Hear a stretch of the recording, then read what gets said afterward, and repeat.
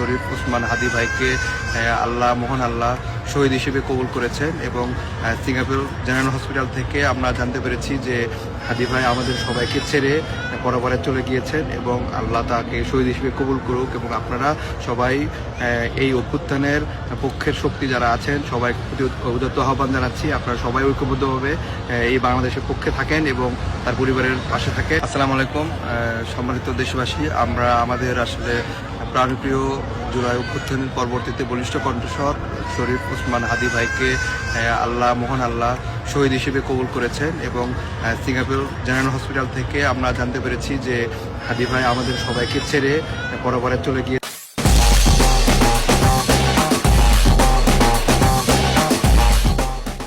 এবং আল্লাহ তাকে শহীদ হিসেবে কবুল করুক। এবং আপনারা সবাই এই অভ্যুত্থানের পক্ষের শক্তি যারা আছেন সবাই প্রতি উদাত্ত আহ্বান জানাচ্ছি, আপনারা সবাই ঐক্যবদ্ধভাবে এই বাংলাদেশের পক্ষে থাকেন এবং তার পরিবারের পাশে থাকেন এবং তার পরিবারকে যাতে এই সক্ষম পরিবার যাতে ধৈর্য ধারণ করার তৌফিক দান করে সেই জন্য আমরা সবাই দোয়া করবো। আসসালাম।